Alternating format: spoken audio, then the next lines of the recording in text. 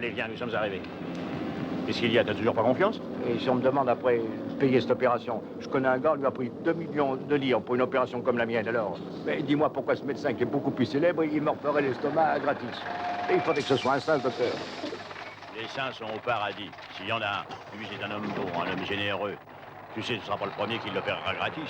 Tout le monde le sait, tous les ouvriers des usines des environs savent très bien qu'ils n'ont qu'à venir le consulter s'ils sont dans la dèche et qu'ils ont une grave maladie.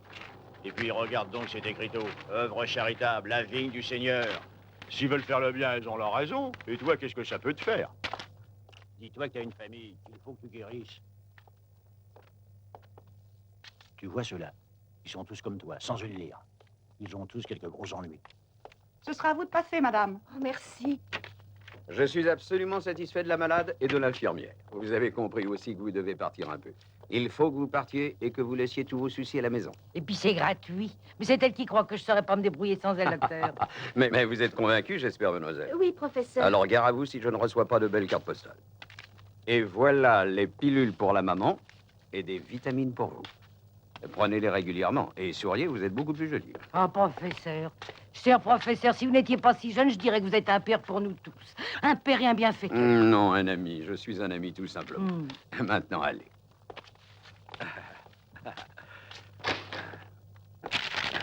C'est la première visite? Non, c'est le petit que vous avez opéré le mois dernier, docteur. Il y a la fiche de la clinique et la fiche établie ici. Ah oui, faites-les entrer, je vous prie. Bonjour, cher professeur. Ah, bonjour, madame. Bon, approche, Giovanni. Tu n'as pas amené ta jeune sœur, comment ça se fait? C'est pas un cas grave comme moi. Déshabille-toi. Et maintenant, toi non plus, tu n'es plus un cas grave. Quand même plus grave que ma sœur, n'est-ce pas, maman? Dépêche-toi, tu fais perdre son temps, monsieur le professeur. Voyons, Giovanni, vite. Comment ça se passe avec ces exercices au grand air, madame? Il s'essouffle moins, il ne s'évanouit plus, seulement il est un peu paresseux. Si je me souviens bien, tu voudrais entrer dans la police plus tard. Mais pour devenir capitaine, il faut pas être paresseux. Bah, je sais, mais j'ai changé d'avis, je veux être médecin. Et pourquoi veux-tu être médecin brusquement? Bah, pour devenir un monsieur important. Important pour les autres, j'espère.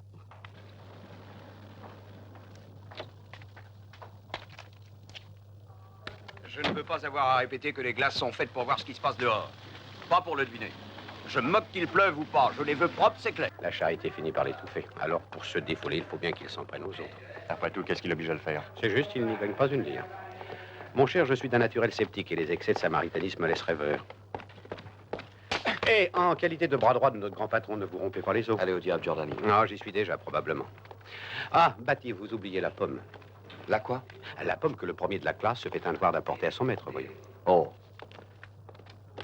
Sœur Céleste, dans la clinique du Grand Valiotti, les petites sœurs aussi doivent être impeccables. École pied Oh, droit, c'est docteur clair? Giordani, vous en profitez chaque fois que nous avons les mains occupées. Bien sûr. Bonjour, monsieur. Comment vas-tu, professeur? J'irais mieux si chacun ici faisait son devoir. Et que faites-vous là? Oh, rien, la sœur Céleste vient de me faire remarquer que les revues de la salle d'attente sont trop anciennes. Bonne remarque, sœur Céleste. Il faut régulièrement les changer. Veuillez-y vous-même. Tout de suite, monsieur. Ah, nous avons 3 chambres de libre? Oui, nous avons eu le désagrément de devoir libérer 3 malades parfaitement rétablis. Les prévisites? Faites. Il m'en reste une. Finissons-en parce que bientôt je vais commencer à recevoir. Ah, bonjour, Tanzi. Bonjour, professeur. Ne me dites pas que vous avez encore dû remuer les montagnes. Pas tout à fait. Mais pour arriver au maximum de précision que vous exigez, avec juste raison, dans les renseignements concernant vos clients... Venons-en, en fait. Guido Revetti, propriétaire de nombreuses usines de textiles. Le compte courant très solide et qui dépasse les 100 millions. Biens immobiliers en Italie, à l'étranger, Villa Positano, ça pied à suffit. terre. Que savez-vous de la baronne Lanciani? De grandes relations aux 4 coins du monde. Oh, c'est une authentique VIP. Toutes les escales de la Jet Society, les Bahamas, Saint-Tropez, Gstaad, Bon, concluez. Acapulco. Concluez. Financièrement parlant, rien de spectaculaire. Le compte courant ne dépasse pas les 20 millions de lire, mais il y a la pension alimentaire du mari dont elle est séparée. La coquette somme de 10 000 $ par mois et qui arrive avec ponctualité. Et... Merci, c'est plus que suffisant. Il nous reste encore... un orato marchetti. Et là, nous sommes très loin des normes auxquelles... Oh, abstenez-vous de commenter les normes. Je vous en prie, continuez. Un homme d'affaires de peu d'envergure dont les revenus joints au modeste salaire de son épouse atteignent tout juste 300 000 livres. 1 800 000 livres en banque, fruit d'une récente hypothèque sur l'appartement qui, soulignons-le, est au nom de la jeune femme.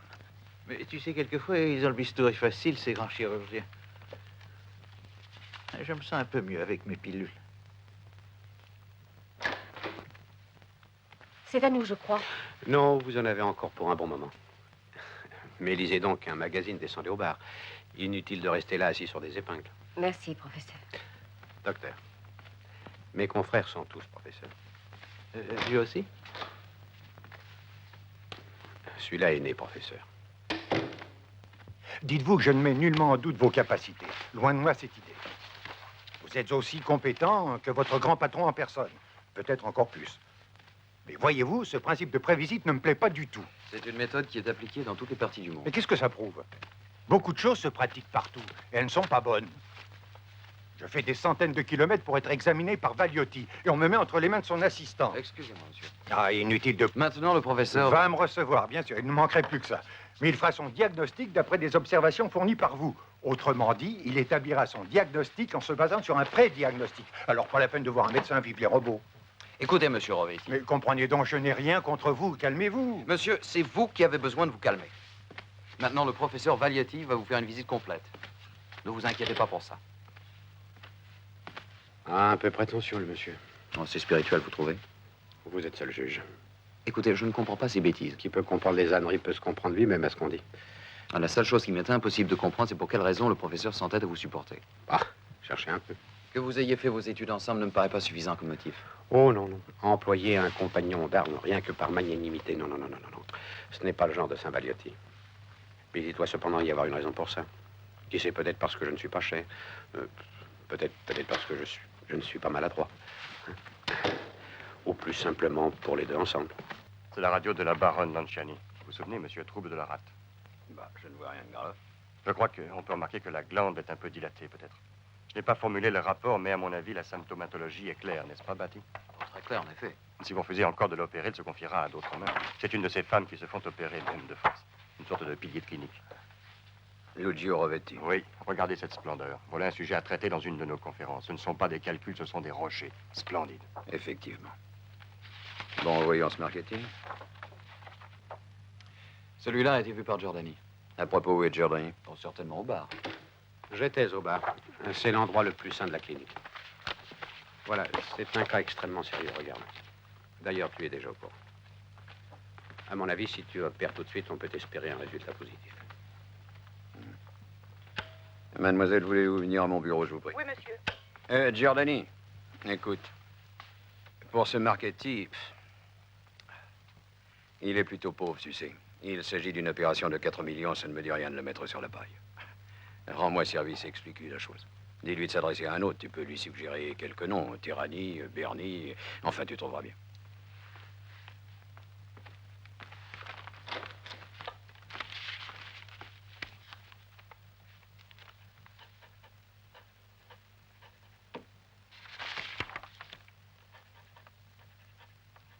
Voilà. Passez ceci au service administratif à toute fin utile. Bien, monsieur. Mais qu'importe l'argent, c'est pour ta santé. Je sais, mais on paiera beaucoup moins cher avec Bernie ou Tyrannie. Je vous en supplie, docteur. Répondez-moi en toute sincérité. S'il s'agissait de quelqu'un qui vous soit cher, par exemple votre frère, enfin, à votre avis, ces chirurgiens sont-ils tous aussi capables et aussi compétents? Madame, écoutez, si vous voulez mon opinion personnelle, eh bien, pour une intervention comme celle-ci, Valiotti est le plus qualifié. Oh, cette malheureuse petite rate. Je l'ai fait voir à toutes les sommités de la Terre, en Occident et en Orient. Je lui ai même attribué un nom, bébé, comme Brigitte Bardot. Tellement elle a été palpée et photographiée. Il vaudrait mieux l'enlever. Oh non, ce serait de la folie. Peut-être dans 1 an ou 2. Un peu de patience. Mais la patience, ça a tout de même des limites, à mon avis. Après tout, qui en subit les inconvénients? Je ne vois pas pourquoi je devrais les supporter, alors que par l'ablation, je pourrais retrouver une activité à laquelle je crois encore avoir le droit d'aspirer. Ou bien est-ce que l'heure de la retraite est venue pour moi et en suis-je déjà à mon Waterloo? Vous voulez vous entendre dire que vous êtes une femme jeune et séduisante, même si vous le savez très bien. Mais pourquoi donc, dans ce périple chirurgical, suis-je le dernier de la liste? Oh, c'est une accusation tout à fait injuste. Nous nous sommes rencontrés il y a 2 ans environ, à une party que nous donnions le baron et moi. Oh, bien sûr, vous ne vous en souvenez pas. Mais moi, si. Valiotti, ce n'est pas le genre d'homme qu'on oublie. Mais ce soir-là, vous vous êtes débarrassé de moi et de ma pauvre rate en 2 ou 3 phrases plutôt. Je ferai tout pour me réhabiliter. Nous allons voir. Je dirais que l'activité, pour une femme comme vous, ne me paraît pas seulement un droit. Vous êtes un peu comme un docteur et vous êtes au courant de tout. Croyez-vous que mon état s'améliore vraiment? Le personnel ne doit absolument formuler aucun avis sur un sujet clinique quelconque. Et je n'ai pas l'intention d'enfreindre le règlement. Mais je peux tout de même vous dire que je parle à une heureuse convalescente qui se rétablit à vue d'œil de jour en jour. Et qui bientôt pourra faire filer droit ses petits-enfants. D'ailleurs, dans quelques minutes, le professeur Valiotti va passer. Posez-lui la question. Oh, excusez-moi, vous êtes gentille, mes sœurs. C'est déjà l'heure de la visite. Si vous vouliez me donner ma glace et mon rouge à lèvres. Ne me regardez pas comme ça. Plus on vieillit, ma sœur, plus il faut prendre soin de soi par respect pour les autres. Merci, mes sœurs. Bonne journée. Bonne journée. Dieu sait pourquoi toutes les malades se font une beauté avant que le professeur ne passe, comme s'il s'agissait d'un rendez-vous d'amour. Elles ont rendez-vous avec l'espoir, c'est encore plus important. Cela se produit partout, avec tous les médecins. Ce sont de vrais maîtres pour les gens, par la grâce de Dieu et la volonté de la nation. Quoi qu'il advienne, ils conserveront cette emprise sous tous les régimes, avec ou sans réforme sanitaire. Ici, les malades paient les yeux de la tête, ils pourraient se montrer exigeants. Et en fait, ils n'ouvrent presque jamais la bouche. Sans doute sont-ils mieux que les pauvres, mais pas tellement, au fond. Les lépreux sont tous égaux, tu sais. Les lépreux? Oui, les malades. Le médecin devrait avoir la conscience limpide. Comme le professeur Valiotti exige que le soient toutes les glaces de sa clinique. En tout cas, la sienne l'est. Cet homme se tue au travail et il tient la discipline. Mais il est le premier à donner l'exemple. Et puis, il a un charme fascinant, indifférent. J'oubliais, c'est vrai que tu préfères Giordani, le seul qui ne soit pas professeur. Mais ce n'est pas parce qu'il n'est pas capable de l'être. C'est un homme étrange. On a l'impression que pour lui, rien n'a d'importance. À mon avis, il a dû avoir une grosse déception sentimentale. Toutes les déceptions sont sentimentales, en un certain sens. C'est vrai, tu as fait de la philosophie. De la psychologie. Mais alors, pourquoi crois-tu que Giordani boive tant? Il ne boit jamais avant d'opérer. Mais pourquoi? Est-ce encore pire depuis quelque temps? Il éprouve du plaisir à boire, sans doute. À se détruire, oui. Peut-être. C'est un cas extrêmement complexe et il est difficile de se prononcer. Vous, De Luca, qu'en pensez-vous? J'ai examiné les analyses et les radios. Je pencherai plutôt vers l'hypothèse de Batty, mais toutefois, je me garderai bien d'être catégorique. Et vous, Batty? Oh, pour moi, c'est un cas évident d'angina pectoris. Ah, voilà Giordani. Ton opinion? Mais il n'a pas vu la fiche clinique. Vous pouvez la garder, j'ai vu la malade. Écoute, personnellement, j'estime qu'il s'agit là d'une fausse angine d'origine nerveuse, due en grande partie aussi à des troubles biliaires. Messieurs, je suis d'accord avec Giordani. Docteur Giordani. Docteur Giordani. L'état du malade de la chambre 23 s'est aggravé brusquement. C'est vous qui l'avez examiné ce matin? Le professeur De Luca. Sa femme est avec lui? Oui, mais en ce moment, elle passe un coup de fil à ses parents. Arrangez-vous pour qu'elle n'y retourne pas avant que le professeur Valiotti ait vu le malade. Oui. J'aimerais savoir pourquoi la transfusion n'a pas été faite. Nous manquons de sang B résus négatif. J'y verrai personnellement, je ne veux pas que ça se renouvelle. Écoute, il vaudrait peut-être mieux que tu passes voir ton opéré de la chambre 23. Ça n'a pas l'air d'aller très fort.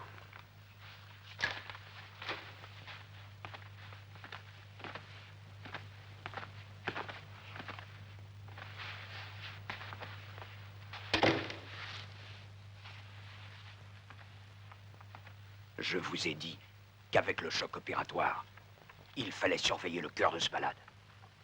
Vous rendez-vous compte? Dans ma clinique, on ne meurt pas. C'est clair.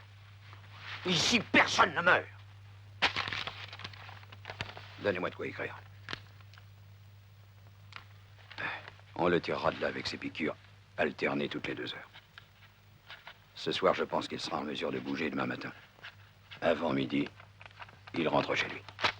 Professeur, je suis inquiète. Dites-moi franchement, mon mari est plus mal, n'est-ce pas? Il y a une légère réaction, chère madame, qui était prévisible et qui n'a rien d'alarmant, rassurez-vous. L'opération est parfaitement réussie et nous nous estimons d'ailleurs pleinement satisfaits. Et nous sommes étonnés de le voir récupérer aussi vite. Et demain, à midi, vous pourrez le ramener à la maison. C'est vrai, docteur. Oh, comme je suis contente.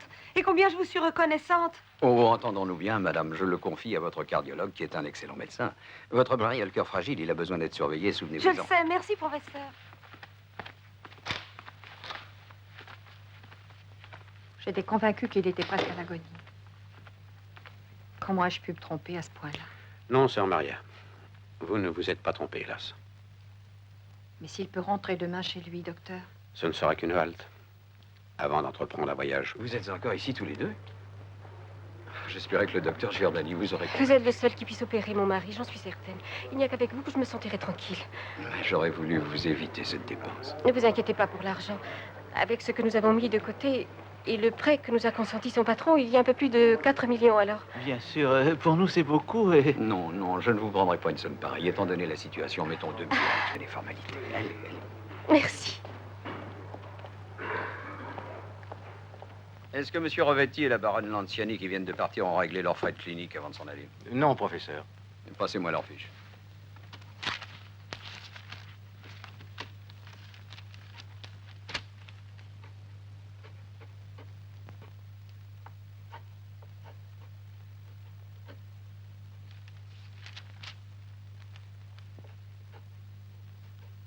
De ce bien suprême qu'est la vie humaine. Le travail du médecin ne doit jamais être dégradé. Le plus puissant comme le plus humble. Monsieur, je crois que nous sommes tous d'accord avec ce que vous venez de dire, mais en pratique, que pouvons-nous faire? Nous sortons d'ici bourrés de notions théoriques, mais avec si peu d'expérience qu'on sera à peine diagnostiqué à Coryza.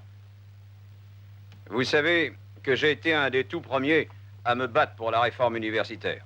Mais même si nous l'obtenons, qui nous épargnera l'humiliation de frapper à des centaines de portes. Tous les barons sont là pour nous barrer la route. Les barons n'admettront jamais la réforme hospitalière. Devrait être politisée à l'heure actuelle. Si vous me soignez une tumeur en lisant aux malades les maximes de Mao, et que vous réussissez, je serai le premier à déposer le bistouri pour employer le petit livre rouge à la place.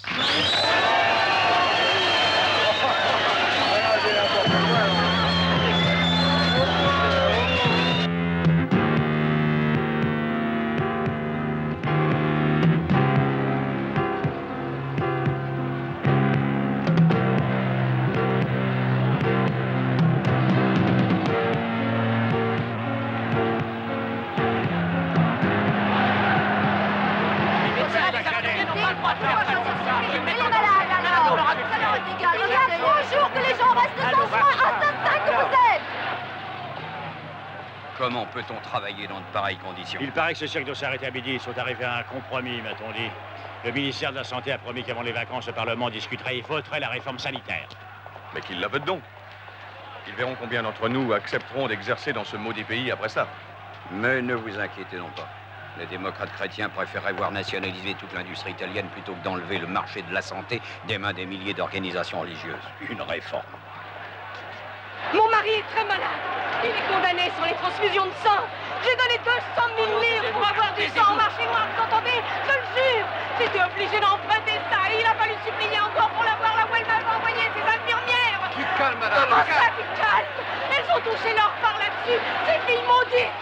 Elles spéculent ces yens sur le désespoir de tous les pauvres gens. Maudites soient-elles. Inutile de rester là. Mais pourquoi riez-vous? Je ne vois pas ce qu'il y a de drôle. Non, ce n'est pas très édifiant d'entendre quelqu'un dire en public que les infirmières se livrent ouvertement à un odieux trafic du sang. Professeur, je ne vois pas comment je pourrais l'empêcher. Les donneurs se font rares de nos jours. Fabiani, mon vieux, vous êtes le directeur de la Banque du sang et vous savez mieux que moi que les donneurs ne manquent pas. Allons, dites plutôt que presque toutes les infirmières sont poussées par votre personnel à se prêter à cette ignoble spéculation, c'est évident. Ou bien est-ce que ça vous arrange de l'ignorer? Pourquoi voulez-vous que ça m'arrange? Parce que les infirmières paient un pourcentage sur ce qu'elles reçoivent. J'en ai les preuves. Et à qui le verse-t-elle, Fabiani? À qui? Professeur, dois-je entendre que je ferais mieux de démissionner? Mais non, ne dramatisons pas. Je me doute que vous avez à faire face à de grosses dépenses pour le mariage de votre fille. Je suis compréhensif, mais faites attention. Oui, une enquête pourrait se terminer par votre expulsion de l'ordre des médecins. Mais nous saurons l'éviter. Je m'en souviendrai toujours, professeur. Ne voyons pas si loin, mon cher. Tenons-nous-en au présent, si vous voulez. Hier, à ma clinique, j'ai manqué de 100 B résus négatifs. Que cela ne se répète pas. Soyez tranquille, professeur. C'est donc là qu'il fallait en venir. Oh, quel enfant de salaud, ce Valiotti. Hein?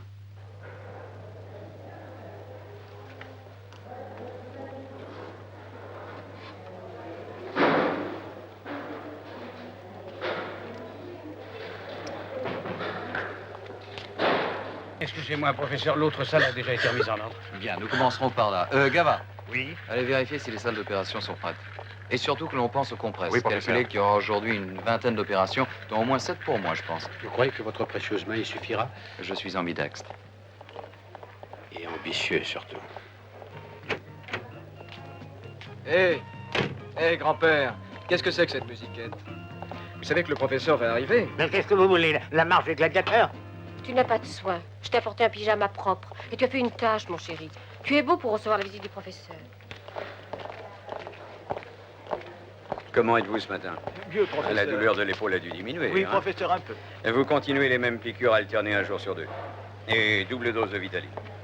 Maman, fais attention, hein. Ne te trompe pas encore comme l'autre fois, où tu l'as appelé docteur. Mais pourquoi? C'est pas un médecin? Allons, maman, ne sois pas si têtue, il faut l'appeler professeur. C'est un professeur, tu comprends, non? Bon, nous opérons aujourd'hui. D'abord l'électrocardiogramme. Non, j'ai la tête qui tourne. Laisse-moi, s'il te plaît. D'ailleurs, quelle importance ça a que je sois bien coiffée? Bien sûr que ça a de l'importance, un docteur est sensible à ces choses. Il s'occupe mieux de quelqu'un d'avenant. Non. D'après les tests sur la fonction hépatique, il est clair que c'est la vésicule qui a besoin de soins, non l'estomac. Et qu'on lui donne néocytomène 1000 le matin, écrivez, et après les repas, citrahépatine. Et le soir, Vitaline. 2 comprimés, oui.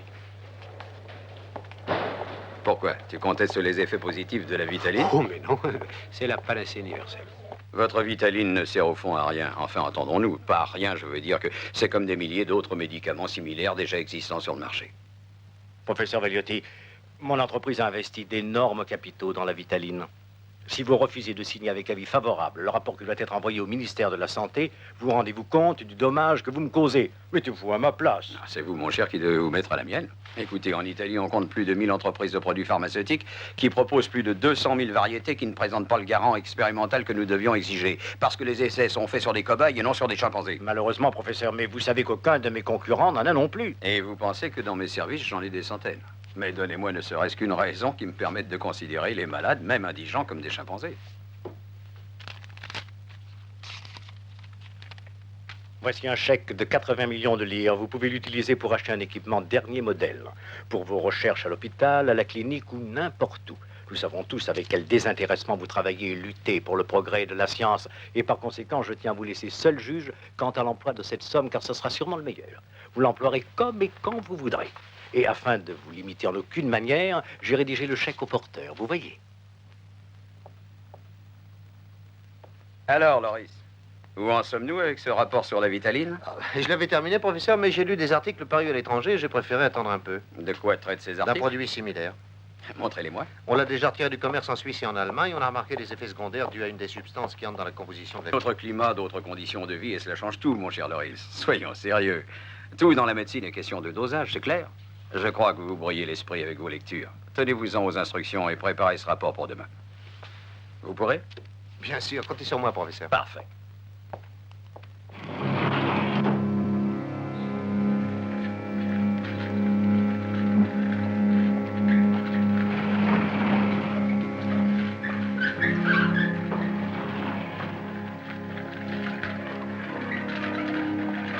Si je suis aussi tranquille, c'est parce que je sais entre quelles mains je te remets. Vagliotti. Mais tu sais qui est Vagliotti, hein? Si j'avais su que je serais opéré par Vagliotti, au lieu de donner du fric au notaire pour faire mon testament, je l'aurais dépensé à prendre un billet pour Rome et je serais allé voir Italie-Angleterre. Il y aura encore à voir des matchs. Je te jure qu'à présent, j'irai avec toi. Bien. C'est gentil d'avoir tout fait pour que je garde le moral. Je sais depuis longtemps que cette opération est grave et délicate, chérie. Je t'en prie, si ça tournait mal, trouve-toi une brave fille qui aimera bien les petits. Tu vas être à ton bureau, ils sont si jeunes, tu comprends? Grâce à Vagliotti, je ne me sens pas inquiet. Bientôt, tu seras là pour t'occuper des enfants. Tout ira très bien, j'en suis sûr. J'ai peur, vous savez. Je veux que vous me rameniez à la maison. Mais de quoi as-tu peur, papa? Tu ne sentiras rien puisque tu seras endormi. Mais justement, c'est pour ça que j'ai peur, mon gars. Ça m'embête qu'on m'endorme pas savoir ce qu'on me fait. Allons, un peu de courage, papa. Tu seras bientôt rentré chez nous. Gaillard, et solide comme un roc. Dieu t'entende, mon gars. Tu sais, nous avons de la chance, mon petit poussin. Le docteur Nathalie, que tu aimes bien, a convaincu le professeur. C'est lui qui va s'occuper de toi personnellement.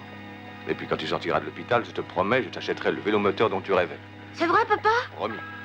Je n'écris à personne que j'allais être opérée, tu sais. Tu as très bien fait, Maria. Pas la peine que nos parents s'inquiètent, tu es en bonne main. Dire qu'il a fallu que j'ai besoin d'être opérée pour que nous comprenions vraiment que la seule chose qui compte, c'est que tu m'aimes et que je t'aime.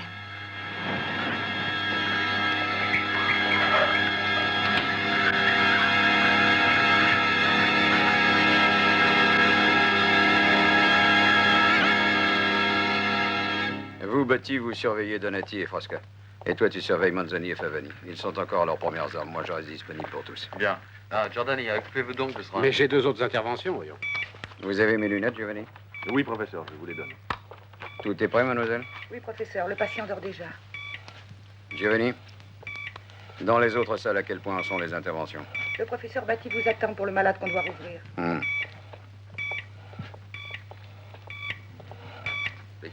Écarteur, allons. Coagulant. Elle s'est produite après, cette anastomose? Je n'ai pas encore fini de dégager complètement, professeur. C'est plein d'adhérence. Finissez de libérer l'estomac, je reviendrai tout à l'heure. Coagulant, compresse, écraseur. Passe Kelly. Kelly. Compresse. Coagulant. Qu'est-ce que tu as trouvé de Germanie? Oh, bah, cette sacrée vésicule est pleine de calculs. Je crois qu'il faut explorer aussi le cholédoque. J'ai l'impression qu'il est un peu gros. Oui, tu as raison. Mais appelle-moi avant de refermer, d'accord? D'accord. Compresse. Aspirez. Bonjour. Bonjour, professeur. Ça va jusqu'ici?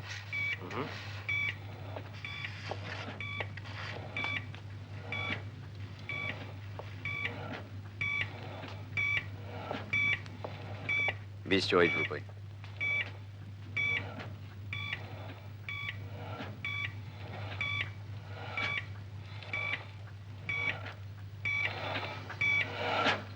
Écartez encore. Assez. Compresse. Voilà. Continuez à ouvrir et à dégager, je reviens tout de suite.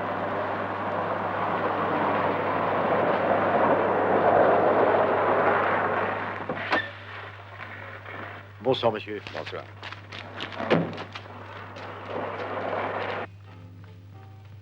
Merci, Giacomo. On dirait un arbre de Noël, tu es éblouissante. Mais tu ne crois pas que c'est un peu trop, tous ces bijoux? C'est pas trop lourd? Mieux vaut trop de bijoux que pas assez. Tu es fatigué ce soir la nuit. Mais non, maman. Et tes douleurs dans le cou. Ah, ça va, ça vient. Tu devrais te remettre à faire un peu de sport. Avec le cours de tennis derrière la maison, c'est maman, facile. dis-moi quand je peux trouver le temps. Oh, mais on le trouve quand on... As-tu gagné à la canasta? Cette Carla Seriotti me rend folle chaque fois qu'elle vient. À ce point? Elle joue dans si mal. Elle voulait que je te demande un conseil au sujet des malaises de son frère. C'est pas la première fois qu'une de tes amies essaie de soutirer une consultation gratuite. Comme elle le faisait avec ton pauvre symptôme de père. Mon père était un médecin très estimé. Très estimé, c'est vrai, surtout par les centaines de malades qu'il faisait se déplacer de jour comme de nuit, même le dimanche de Pâques. Mais lui, la plupart du temps, il n'avait pas le courage de réclamer son dû. Ton père était une sorte de saint, je te dis, généreux. Va, il ne doit pas dormir. Allez, papa, raconte-moi encore une autre. Bon, mais c'est la dernière pour ce soir. Sais-tu quelle différence il y a entre un architecte, un cuisinier et un médecin? Non? L'architecte cache ses erreurs sous le crépi, le cuisinier sous la mayonnaise. Et le médecin? Ah, sous la terre. Papa, tu sais, avec toi, je m'amuse plus qu'avec mes camarades. Je te vois presque jamais. Si tu travailles bien, je te promets, mon fils, que nous passerons un mois de vacances tous les deux cette année. Oh, c'est formidable, un mois avec toi. Et où tu m'emmèneras, dis? Pour une fois, on bouleverse toutes les lois établies. C'est toi qui m'emmèneras. Je te laisse le choix absolu. Où veux-tu aller? En Amérique, en Asie, en Afrique? Choisis. Oh, ce sera un pays très loin, un endroit où personne ne pourra t'embêter, même pas par téléphone. Entendu.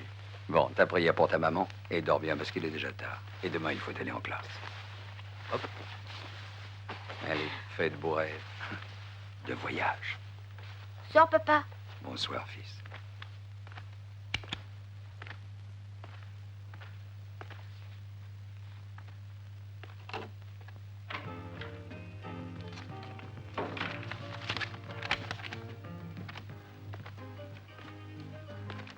Ah, c'est vrai. Une seule heure chez soi et disparaît toute la fatigue d'une journée massacrante. Il n'y a rien dont je dois prendre connaissance dans le courrier. Non, rien, non, rien. Rien à quoi je ne puisse répondre pour toi. Et celle que tu caches en dessous. Mais Je vois parie que ce pas. sont les notes de Je t'en Richie. prie, laisse-moi cela, mais laisse-moi cela, Encore je une n'ai mauvaise rien. note de conduite. Mais ça ne te concerne pas et ça ne concerne pas Rick. Mais qu'est-ce que c'est que ça? J'aurais dû brûler cette lettre, ou l'acheter à la poubelle, le seul endroit digne des lettres anonymes.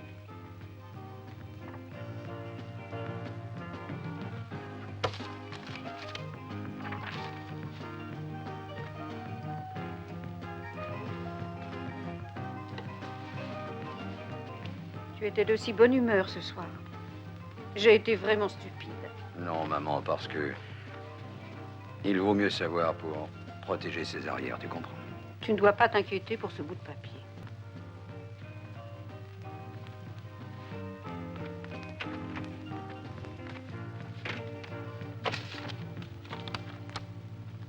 Mesdames et messieurs, vous êtes à l'écoute de Radio Monte-Carlo. Nos émissions sont maintenant terminées. Elles reprendront demain matin sur 1400 mètres grandes ondes. Nous vous souhaitons une très bonne... Professeur Valiotti.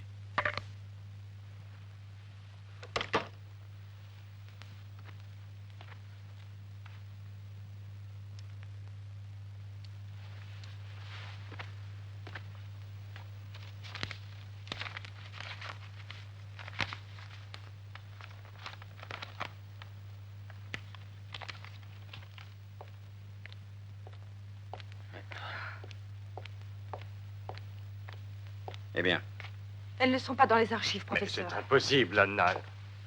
c'est bien, merci, mademoiselle. Il disparaît non seulement les radios de cet étonnant Vanille, mais celles de 10 autres clients. Et tout ce que vous trouvez à répondre, c'est impossible. Mais cela ne s'est jamais produit. Maintenant, c'est fait. Et celui qui a pris justement ces radiographies l'a fait dans un but tout ce qu'il y a de précis. N'est-ce pas, Cassati? Ou préférez-vous ne pas le comprendre? Mais personne n'entre ici que vos collaborateurs. Est-ce que j'aurais pu penser que... Pensez à faire revenir ces radios, Cassati. Laissez pour un moment les préoccupations que vous causent vos dettes de jeu et débrouillez-vous pour compléter les archives. C'est un bon conseil que je vous donne.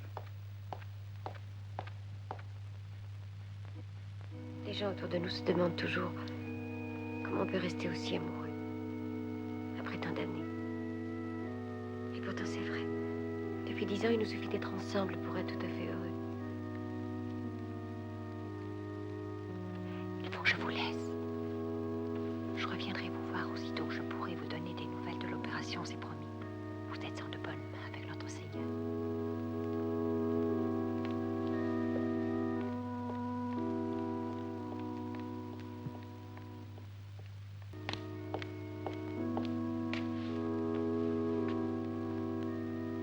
Il n'y a pas de complications, moi. Non, non, jusqu'ici tout se passe très bien.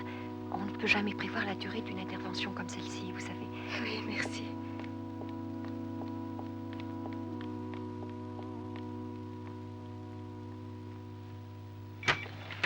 Sœur Maria, la soie 00, s'il vous plaît.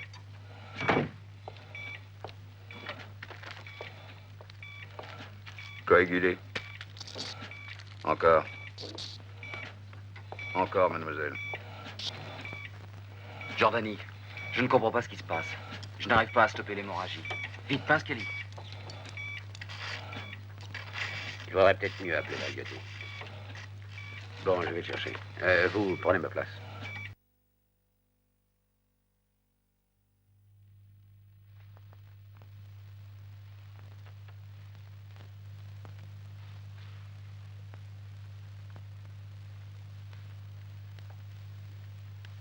Ce n'est pas vrai.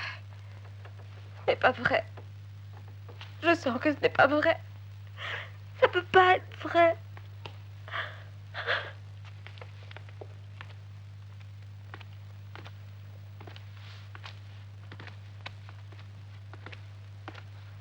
Non.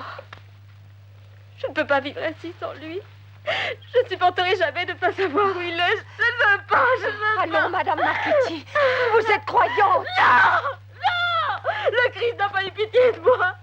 Dieu m'a trahi, Dieu m'a trompé, Dieu est un traître. Comment osez-vous offenser notre Seigneur ainsi? C'est un grave péché que vous commettez. Laissez cette malheureuse Mérana, c'est un péché plus grave encore de s'indigner contre un être aussi éprouvé.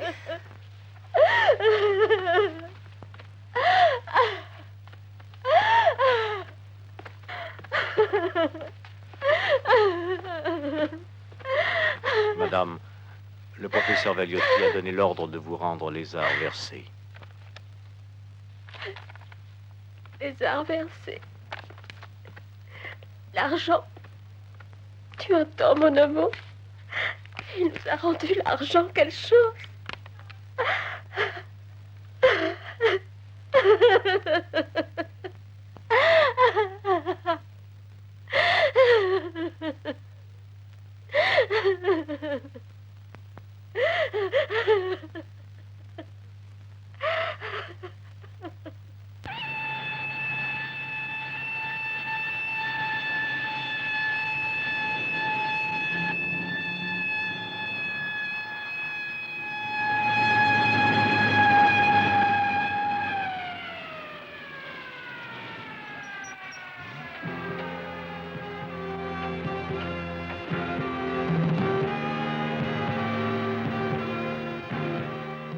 geste insensé d'une institutrice, anéantie par la mort de... En voilà une surprise, sœur Maria.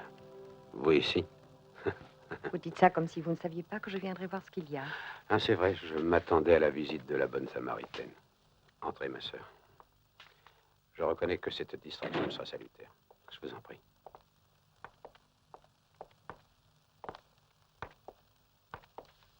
Alors, qu'est-ce qui éprouve une religieuse dans l'antre d'un célibataire, hein? Je déteste les désordres. Ça ne vous ennuie pas que j'arrange au moins le plus apparent? Oh, mais je vous en prie, faites ce qui vous plaira. Seulement ne comptez pas que je vous en sois reconnaissant demain aujourd'hui. Le désordre part de l'intercompte sans obligation réciproque. En tous les cas, vous avez besoin d'un bon café, bouillant et fort. Je vous remercie. Pour à tout bout de champ ce qualificatif idiot. Insensé. C'est moi qui les ai persuadés qu'ils devaient. Lors de là, vous vous êtes construit un scénario émouvant. Le médecin solitaire en proie à une crise de désespoir intense. Hein? La honte de tout et de tout, au fond, n'a rien de sublime. Je n'éprouve pas de remords de conscience, parce que je ne crois pas à la conscience. Et entre deux crises de rejet, de refus, j'essaie de vivre aussi bien que possible. Voilà la vérité. Quelle est la vôtre? La seule pratique de la charité chrétienne, je n'y crois pas non plus. Alors pourquoi êtes-vous venu chez moi? Par sympathie. Cherchez l'origine grecque du mot sympathie. Sentir ensemble. Très joli. Je n'ai rien objecté. Le cynisme s'effrite contre la pureté, c'est bien ainsi. Très joli. Dommage que ça ne soit pas suffisant pour que je retrouve un équilibre. La bouteille vous soutient le moral? Non. Cela me tient seulement à l'écart des mauvaises fréquentations. J'avais eu la présomption de croire que je pourrais faire concurrence à cette maudite bouteille. Je m'aperçois que le résultat n'est pas très encourageant. De toute façon, votre présence ici me fait un immense plaisir. Vous arrivez très bien à le dissimuler, alors. Je ne parle pas seulement d'aujourd'hui. Il y a presque 2 ans que je vous vois tous les jours. Et vous me donnez chaque fois cette sensation de bonheur paisible. Vous voyez, tout bien pesé, le résultat est nettement positif. C'était le seul qui avait sur moi cette sorte de pouvoir apaisant. Mais il y a un an environ, il est sorti pour me rapporter le journal et il n'est plus revenu. Je suppose que mon chien a choisi la liberté. Vous, par contre, vous avez choisi cet habit. Sœur Maria, puis-je vous poser une question? Non, épargnez-la moi. C'est celle que l'on pose invariablement à toutes les filles qui se prostituent et à celles qui portent le voile. Pourquoi? Pourquoi avez-vous choisi cette voie? Peut-être parce qu'il s'agit de femmes qui ne répondent pas aux critères des femmes soi-disant normales de notre société. Vous y répondez parce que vous êtes une femme plutôt exceptionnelle. Vous êtes indulgent. De toute façon, si vous tenez à percer le mystère de ma vocation, je vous mets à l'aise. Il ne s'agit pas d'une grande désillusion. Au contraire, à la base, il y a une très grande illusion. Le besoin de me rendre totalement disponible à la volonté du Seigneur.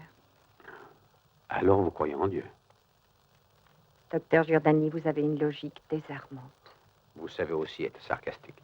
Non, non, ça c'est une spécialité dans laquelle vous excellez. Je me trompe lourdement ou vous avez un faible pour moi?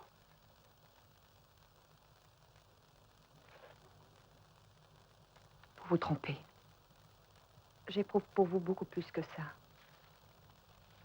Curiosité, sympathie, une profonde attirance.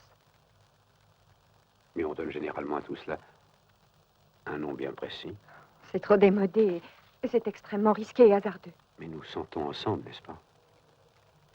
Alors pourquoi ne pas... Pourquoi ne pas jeter mon habit aux orties, mes bras autour de votre cou? Ce serait merveilleux. Peut-être. Mais au fond, ce serait inutile. Pour vous, il s'agirait seulement d'un intermède entre 2 crises de rejet, de refus de la société. Et pour moi, une grave erreur. Une grave erreur délibérée et consciente dont je devrais me repentir. Et je tiens absolument à n'avoir pas à me repentir des sentiments que j'éprouve. Sœur Maria, je vous remercie humblement. Et jamais vous ne saurez combien.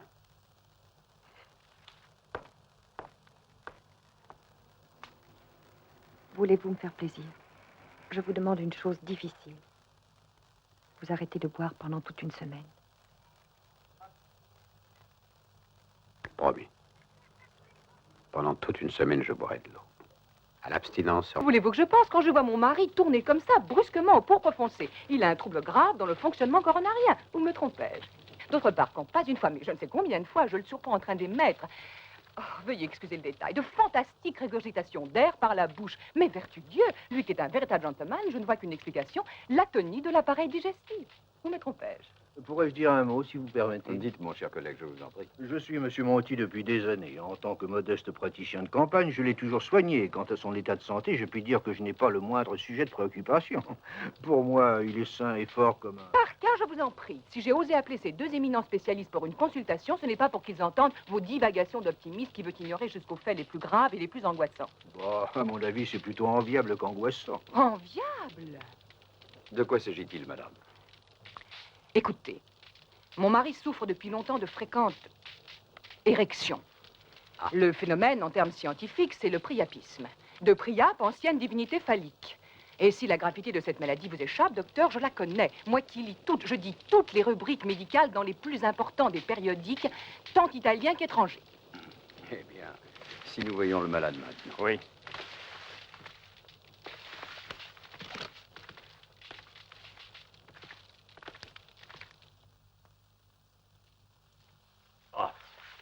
Je ne sais pas quel sera le diagnostic que vous ferez à mon sujet, messieurs, mais une chose est certaine, ma femme est folle. Elle est folle alliée. La maladie, c'est son idée fixe, elle la voit partout. Pour profoncer, laissez-moi rire. On teint se colore un peu quand j'ai bu un verre de vin ou deux à la cave. À son insu, bien sûr, parce qu'elle a lu je ne sais où que le vin fait mal. Oh, les éructations. Je voudrais vous y voir. Tenez, je suis forcé d'aller au milieu de la nuit à l'office et d'avaler en vitesse un morceau de pain et des saucisses ou ce que je peux trouver. Parce qu'elle me condamne à ces bouillons de légumes et à la semoule au lait. Ah, et puis il y a l'histoire du priapisme. Enfin, messieurs, nous sommes entre hommes. Eh bien, j'avoue que j'ai beau avoir dépassé la soixantaine, je me tiens encore très bien de ce côté-là et j'en suis fier et heureux. J'ai une propriété très étendue et pleine de gibier de toutes sortes. Alors, messieurs, si je vais à la chasse et qu'en marchant, je fais lever un beau faisan, qu'est-ce que je fais? J'épaule, non? Sinon, pourquoi je me promènerais avec mon fusil, bon sang? Et si à la place d'un faisan, je vois une donzelle pas farouche, il faut que je la laisse? Eh bien, moi, j'épaule. Moi, j'ai encore oublié de vous parler d'un symptôme alarmant. Ah, après, madame. Maintenant, mon collègue et moi devons nous retirer pour étudier le cas. Viens. Tu te demandes pourquoi j'ai sollicité ton concours dans cette farce? Non, ce n'est pas pour faire une partie de campagne ensemble. Non. Oh, je n'en doute pas. Et je suppose que tu vas m'éclairer. Calogéry, tu m'es hostile. Tu m'es hostile depuis que j'ai fait installer un rein artificiel à la polyclinique et confié au jeune docteur Azina qui est capable de le faire fonctionner correctement. Moi aussi, dans ma clinique privée, j'ai un rein artificiel et cela, tu le savais fort bien.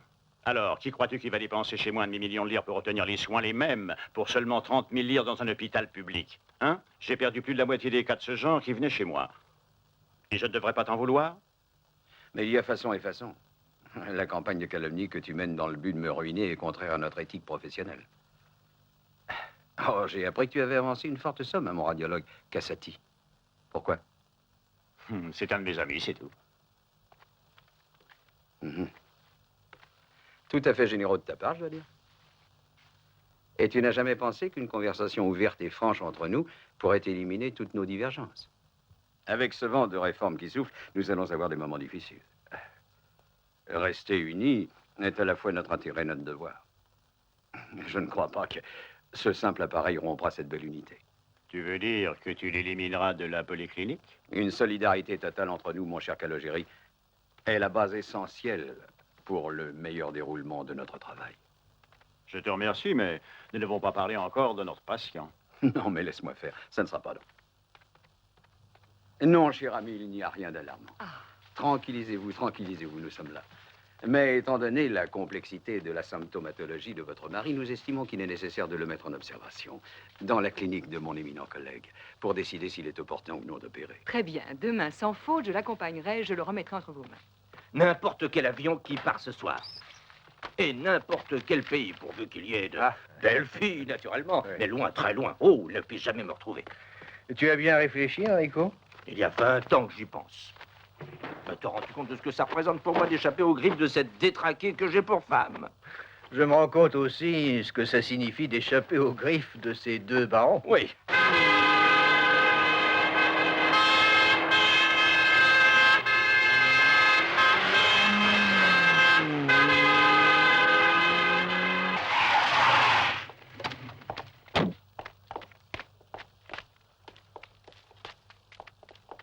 Hé, où allez-vous? Mon fils est très mal, monsieur. Un rein bloqué. Allez à la polyclinique, ici, on n'a pas de place. Mais la polyclinique nous a envoyés ici. Le Allez, petit à va mourir, San ça ne Canino, sonne pas tout de là-bas, suite. Attends, Luigi, vous avez une mutuelle? Oui, mon mari travaille à l'électricité. Ah, mon frère aussi. Bon, ils se connaissent peut-être. Hé, où je le conduis? En urologie. Bon. Un moment, madame. Qu'est-ce qu'il y a encore? Il faut que vous remplissiez le bulletin d'entrée. Monsieur, excusez-moi, on ne pourrait pas faire ça plus tard. Non, c'est le règlement. Voilà, remplissez la feuille. Donnez-moi ça. Non? De qui? De votre enfant. Nom, prénom, date et lieu de naissance. Non, non, c'est injuste. Mais, madame. Je veux être avec mon fils, vous comprenez? Non! Madame! Non! Oui? Excuse-moi, ceci était pour toi. Je l'ai trouvé sur mon bureau. Et sans faire attention, j'avoue, je l'ai ouverte. Je suis désolé, Daniel. Qui l'avait déposé? Elle n'est pas venue par la poste. Et qui l'a déposé sur ton bureau? Mais pourquoi? C'est aussi important que ça? Non, non, c'est le principe, c'est tout. J'aime pas le désordre. Une lettre pour moi finie sur ton bureau. Tu sais qui est entré dans la pièce? De Lucas, Batti et Loris. Pas le docteur Asina? Ah, si, il était absolument hors de lui parce qu'on est venu démonter le rein artificiel pour le mettre dans un autre hôpital.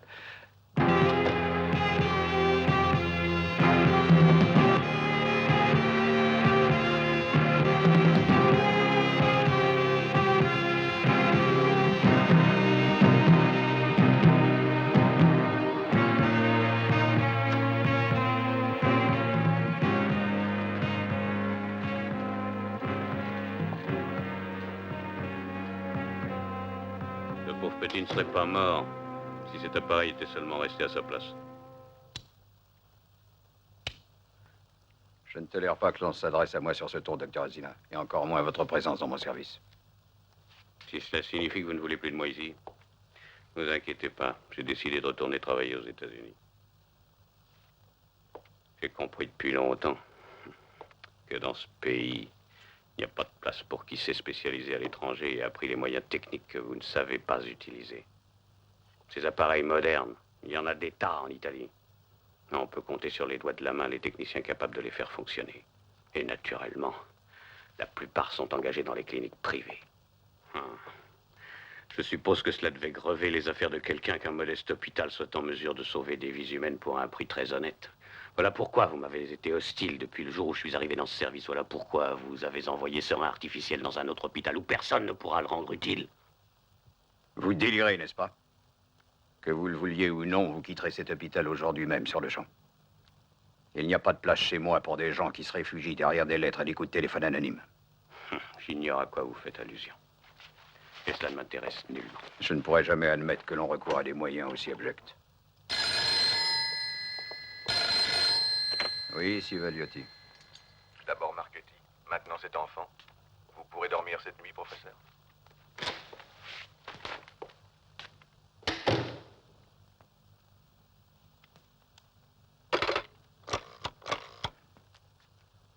Mademoiselle, quelqu'un vient de me parler à ce poste. Est-ce un appel à l'extérieur? Non, professeur, ce serait passé par moi. Peut-on savoir d'où venait l'appel? C'est impossible parce que les communications intérieures ne passent pas par le standard.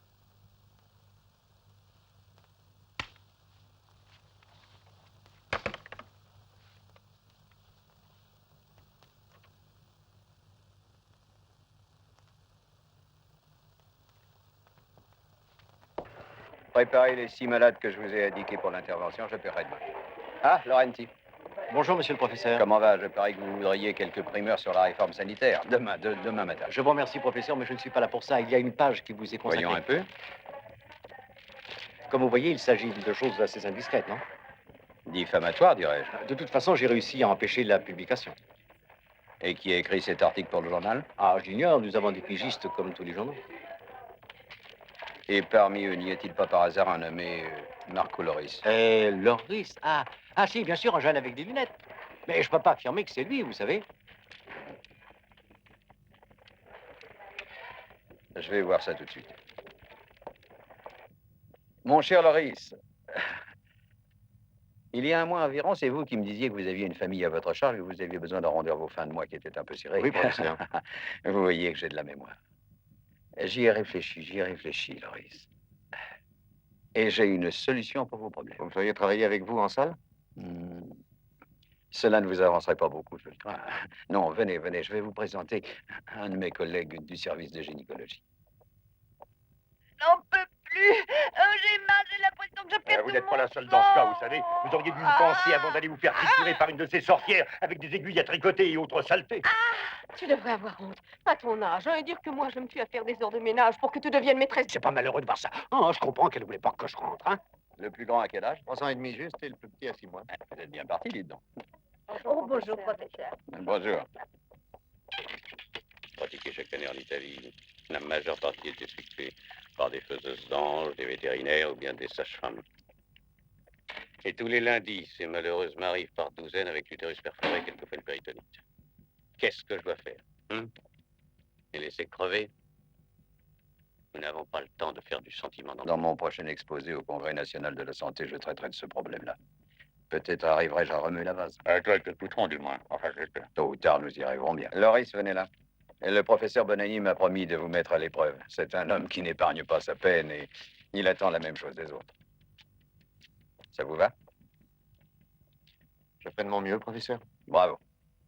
Excusez-moi, professeur. Jamais je n'ai envisagé de me spécialiser en obstétrique. Pour un gain égal ou presque, j'aurais préféré travailler avec vous en salle.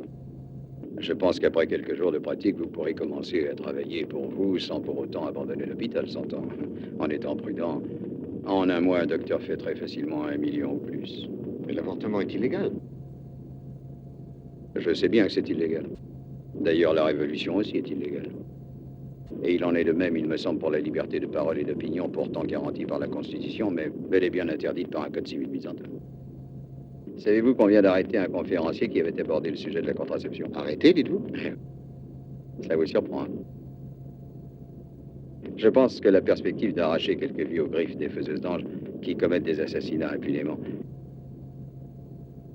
ne devrait pas répugner à la conscience d'un jeune médecin. La morale hypocrite repliée derrière le bouclier d'un conformisme souvent commode. Je ne trouve pas que ce soit édifiant, Loris. Oui, c'est très juste, professeur Ferzetti. Mais je suivrai votre conseil.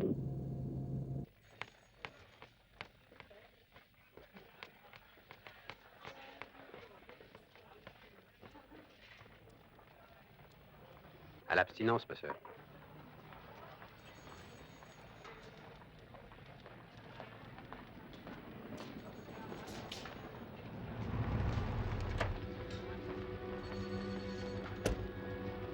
Bravo, bravo. Que je veux, une rotation saisonnière des fleurs, parfait. Merci, professeur. Ah, il a l'air gai aujourd'hui, le grand chef blanc. Il serait temps, non? Professeur, bonjour. Nous avons du travail en retard que nous effectuerons immédiatement. Bonjour. Nous ne connaissons pas vos positions, je n'ai pas voulu... D'accord. D'ailleurs, excusez-moi si ces jours-ci, messieurs, il n'a pas régné l'harmonie d'équipe qui est de règle entre nous, mais j'ai eu malheureusement Quelques contrariétés. Ah, c'est du passé. Maintenant, chacun à son poste, messieurs. Je vous rejoins immédiatement.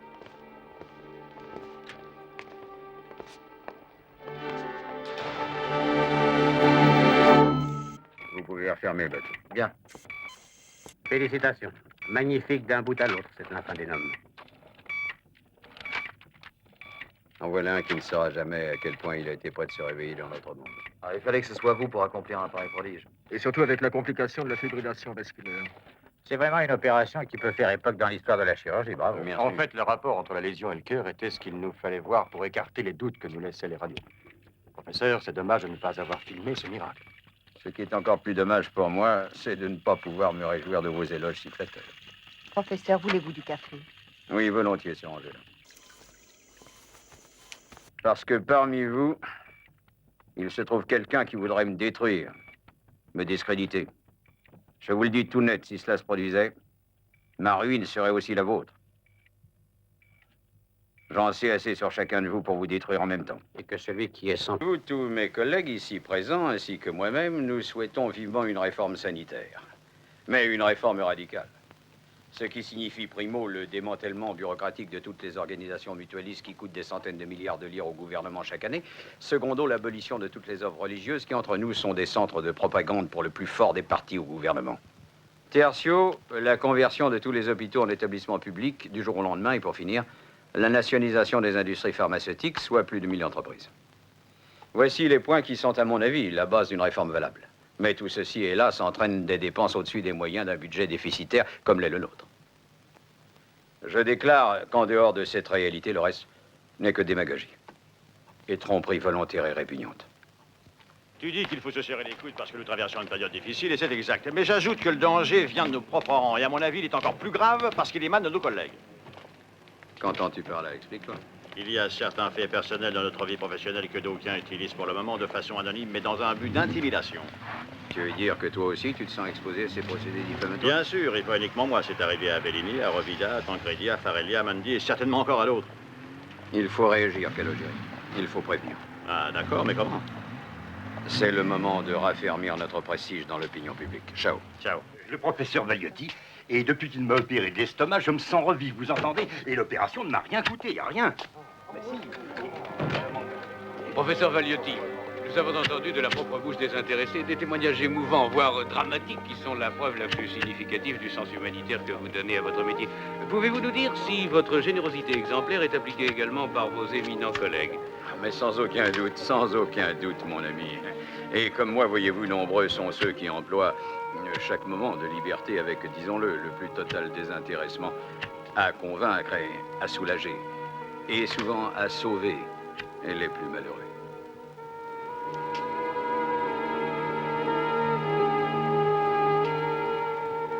Un registre positif, groupe universel.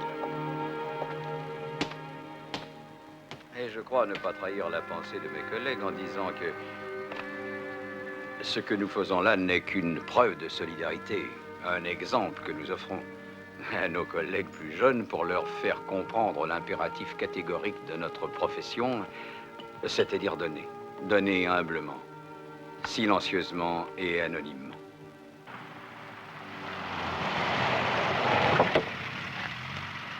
Bonsoir, papa. Bonsoir, Ricky. Qu'est-ce que c'est que tout ça? J'ai choisi l'endroit où on ira en vacances. Regarde, il y a tout, la voile, l'équitation et la piscine. C'est merveilleux, merveilleux. J'ai bien mon choisi, chéri. hein? La Suisse. Tu as vu les montagnes et la neige? Tu vas apprendre à faire du ski. C'est magnifique. Je crois que nous nous amuserons bien tous Oh, les deux. c'est assez loin pour que personne ne vienne te déranger, Oui, j'espère. tu as raison, c'est parfait. Viens, papa, il est de bonne heure, je vais te montrer le dépliant que j'ai. Ah non, pas maintenant. Pas maintenant. Non, Ricky. Va dans ta chambre, tu seras gentil. Allons, sois obéissant, mon trésor. Tu trouveras un nouveau disque sur ton bureau. C'est de la pop musique? Écoute-le. Que se passe-t-il? Un coup de téléphone du procureur Anselmi. Et alors? Il a besoin de te parler. Il a dit que c'était urgent.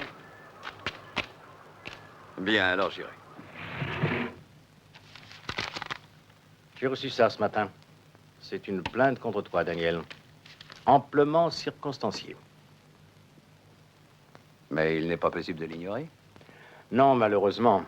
Je peux tout au plus attendre quelques jours pour que tu essaies de la faire retirer. Et bien entendu, c'est anonyme, je suppose. Pas du tout. Elle est signée.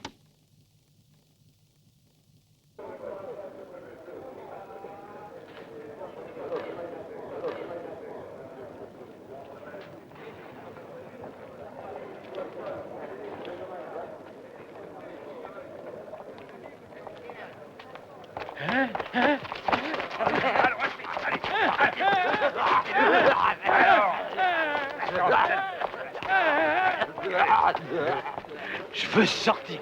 Je veux aller chez moi. Je suis pas malade, moi.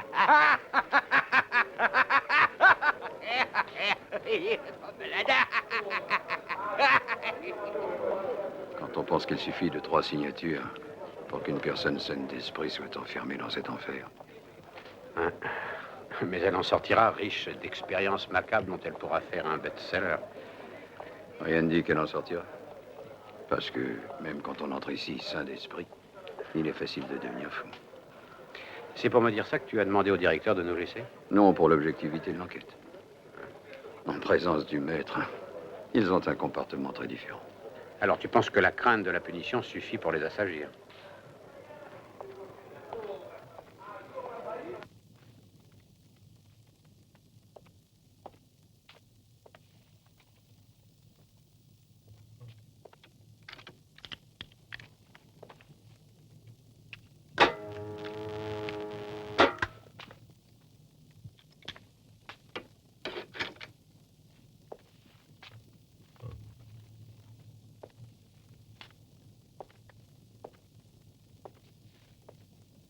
Avec quelques décharges, au voltage maximum, tout est effacé et oublié d'un seul coup. On devient incapable de témoigner, et même de donner sa propre identité. Se rayer soi-même de sa propre mémoire peut être la vraie solution. Est-ce que la méthode te convient aussi? Non. Elle est bestiale. Souvent, le moyen justifie la fin, quand celle-ci est inéluctable. Non! Non, j'ai peur, ne me faites pas ça, pas moi. J'ai été obéissante. J'ai lavé le pavé, laissez-moi. J'ai fait tout ce que vous... Il faut savoir profiter de l'occasion. Et si on a la liberté dans le sang, on trouve toujours une sortie.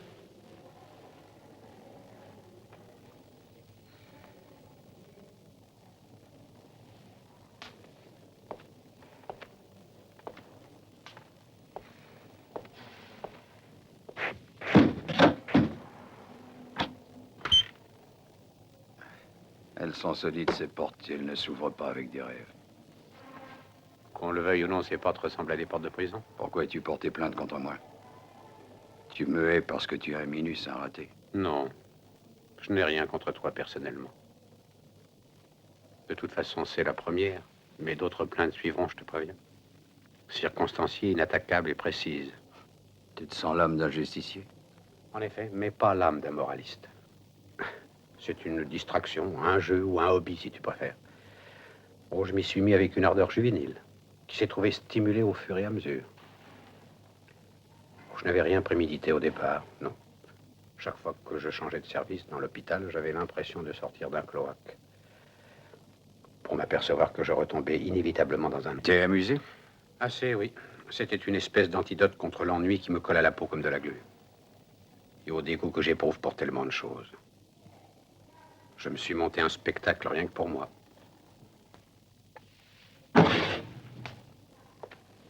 Idéaliste par jeu? Ou encore cabotin qui tient à donner un spectacle sur une scène? Et je l'ai trouvé, cette scène. Le spectacle a commencé. Ne te fais pas d'illusions. Je ne renoncerai pas à mon plaisir.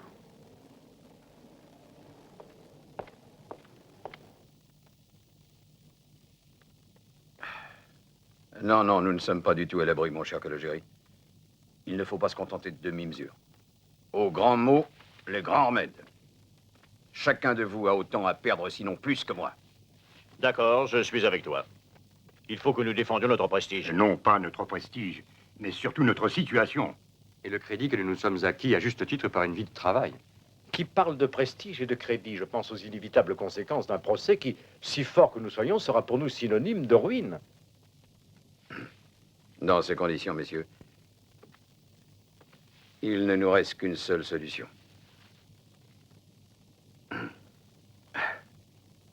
Décider ensemble comment éviter cela. Docteur Giordani, il y a une intervention d'urgence. Eh bien, voyez ces messieurs, moi je n'opère pas cet après-midi. Prévenez le professeur Valietti. Mais il n'est pas encore arrivé.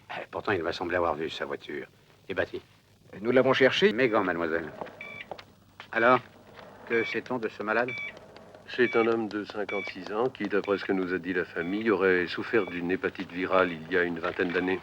Hospitalisé d'urgence pour abondant vomissement de sang. Les examens. La numération globulaire donne 1 million de globules rouges. J'ai fait une radio de la région hépatique que vous pouvez voir. Quand a-t-il été hospitalisé? Il y a 1 heure environ.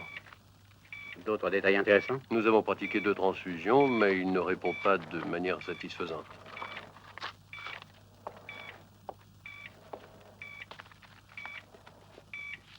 Comment diable a-t-il pu vivre jusqu'ici avec un foie dans cet état?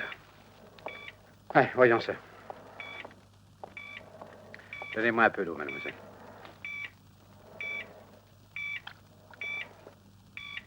Vous êtes prêts? On peut y aller? Oui, je suis prêt. Mais le risque chirurgical est de 90%. Bistouri.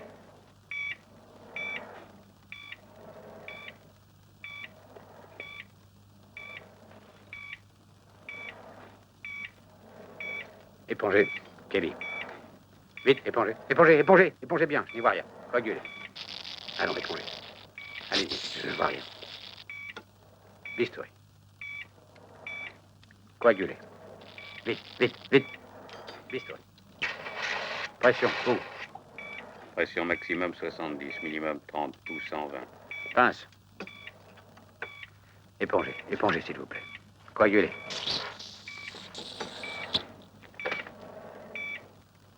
Coagulez, épongez. Si, écartez. Je dis la pression. Pression 140, 90. Coagulez. Coagulez. Écartez mieux que ça.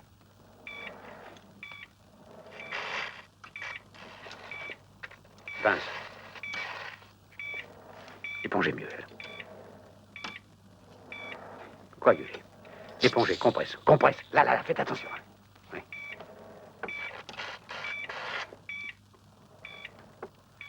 Pouls et pression. Alors, ce pouls. 80. Kelly. Coagulez encore. J'y comprends rien. C'est un cas de cirrhose. Il n'y a aucun signe d'ulcère. Qu'est-ce que ça veut dire? Le donner nommé libre. Voyons un peu les voies biliaires. Écartez, écartez. Écartez davantage. Continuez. Épongez, là. Voyez, respirez. Il y a des kystes malins. Kelly. Coagulez. Changez cette compresse. Mais vous voyez bien que ce sang me gêne. Vite, vite, vite. Kelly, mademoiselle. Coagulez. Épongez, épongez ici, vous. Coagulez. Mais comment m'avez-vous attaché ce sacré masque? Qu'est-ce qu'il y a? Vous êtes nerveux, Jordanie? Plus du tout, maintenant que je vous sais là.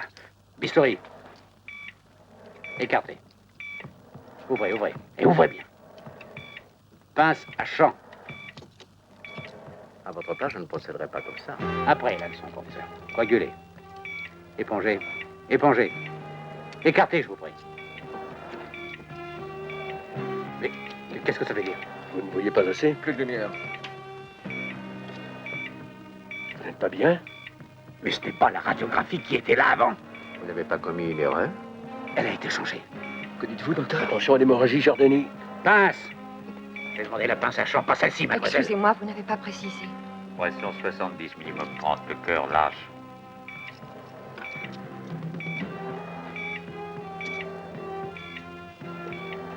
Que faites-vous? Vous vous arrêtez? Kelly. Voilà. Vous me gênez, épongez. Mais que faites-vous? Vous dormez ou quoi? Allez, coagulez. Encore. Je comprends plus rien. Allez, je n'ai pas le courage de continuer. Batty, venez voir si vous pouvez faire... Que s'est-il passé?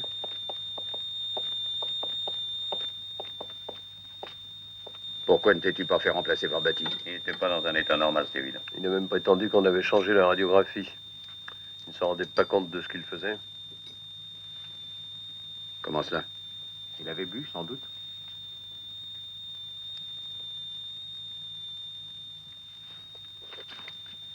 Laissez-moi seul avec lui. Tous les témoignages accablants de professionnels inattaquables, n'est-ce pas? Ça peut aller chercher dans les 6 ans. Et en plus, la radiation de l'ordre, cela va de soi. N'est-ce pas un peu cher pour jouer les idéalistes? Ceux qui paient le plus cher, en définitive, ce sont les pauvres types qui ne sont pour rien dans l'affaire. Comme celui-ci. Je croyais bien te connaître, mais je ne t'aurais jamais cru capable de ça. Le crime prémédité. Nécessaire. Mais gratuit. Un simple examen suffirait à montrer que je n'étais pas ivre. Je ne bois plus d'alcool depuis 1 mois. Admettons que ce soit vrai. Mais tu sais bien, je suppose qu'il y a toujours des expertises et des contre-expertises. Pour la défense et pour l'accusation. Ou crois-tu encore en une justice objective et non influençable? Non, non. Qu'est-ce que tu veux? Je veux t'aider. Si, t'aider. Excuse-moi, mais quel que soit le nom que tu donnes, à ton manque de goût pour la vie en général, la vérité, c'est que tu es ce qu'on appelle un raté. Comme homme et comme médecin. Tu es amer parce que tu ignores ce qu'est le plaisir, la joie d'avoir réussi son existence. Tu prends l'ennui comme alibi pour dissimuler ton impuissance. Et le fait que tu es incapable de devenir quelqu'un. Mais si tu le veux, ça peut changer. Je peux te faire avoir un haut poste d'enseignant. Je saurai te faire valoir, compte sur moi. T'es-tu jamais rendu compte que le fait d'exercer la médecine implique aussi l'exercice du pouvoir? Un médecin est un homme puissant, un maître, tu comprends? Par la nature même de sa fonction. Il peut terroriser, rassurer ou anéantir tout espoir, rendre la vie ou tuer. Il peut agir comme il l'entend, selon son propre arbitre.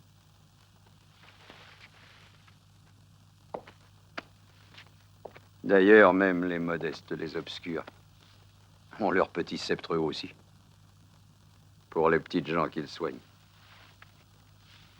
Mais il grandira avec eux, ce petit sceptre, s'ils savent s'en servir, s'ils font carrière. Il devient immense, scintillant, comme celui d'un empereur, ou plus encore. J'en ai vu, tu sais. Des têtes inclinées, des genoux pliés, des larmes, des sourires, des mains tendues, implorantes comme sur le passage d'un prophète. Je retirerai la plainte contre toi. Mais pas contre les autres. Bravo. Bravo. Tu auras en moi un allié fidèle. Je peux transformer ta situation du jour au lendemain. Je suis désolé de te dire ça, mais tu ne peux plus rien maintenant. Parce que pour toi, il n'y aura pas de demain. Tu ne t'es pas rendu compte que tu n'es plus du côté de ceux qui profitent de la souffrance. Tu avais sans doute trop à faire pour réaliser que tu es passé de l'autre côté de la barrière. Tu es du côté des malades, des victimes.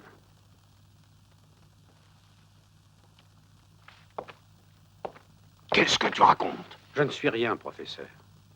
Mais je me trompe pas souvent dans un diagnostic. Combien de fois ai-je vu tomber quelque chose de tes mains tremblantes, surpris une fixité spasmodique dans ton cœur, ou brusquement une rigidité évidente de ta nuque? Et tous ces détails ne sont pas des symptômes de fatigue. Tu sais très bien ce que c'est, n'est-ce pas? Maintenant, à toi de choisir devant quel autel tu dois t'incliner. Et avant tout, en qui tu peux avoir confiance.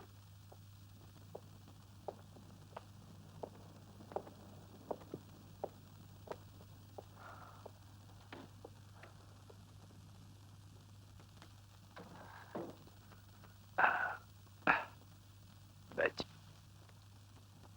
De Luca. Cassati. Loris. Agina.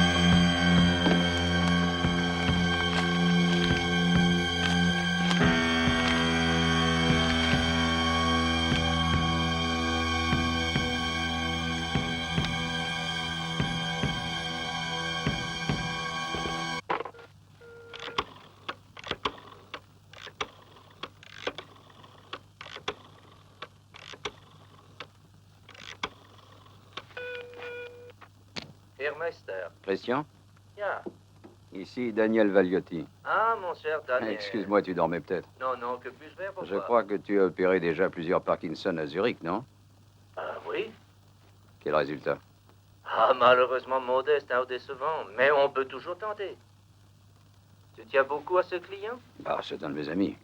Envoie-le-moi, je ferai tout ce que je pourrai. Oui, s'il se décide pour l'intervention, alors je te rappellerai. Ah, tu sais, il y a aussi un nouveau médicament. Oui, mais il oui, est oui, encore oui, au je stade suis au courant, oui. Je te remercie beaucoup. Ah, de rien. Ciao.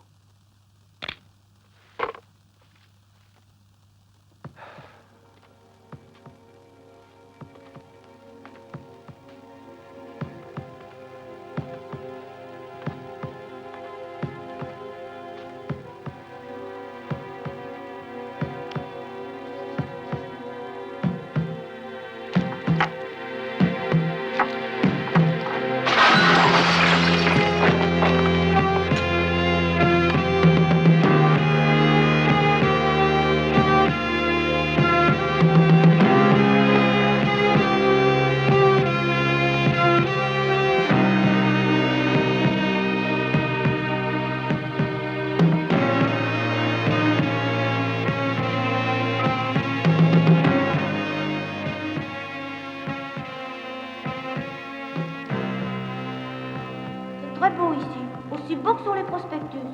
La Frolaine est gentille, mais un peu ennuyeuse. Et toi, pourquoi n'es-tu pas encore là? Tu m'avais promis que tu viendrais. Tu n'as donc pas encore compris que tu n'es plus du côté de ceux qui tirent profit de la souffrance, que tu es passé dans l'autre camp, celui des malades, des victimes.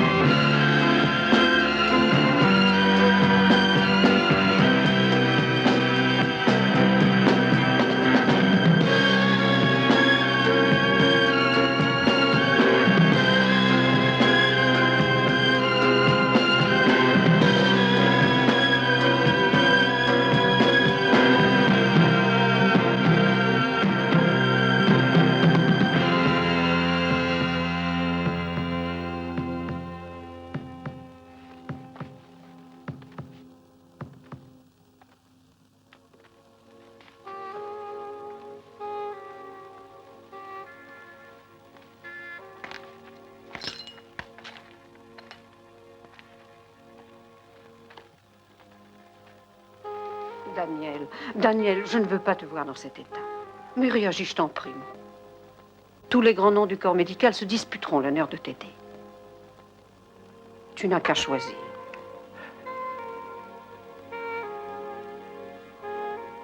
Mais qui?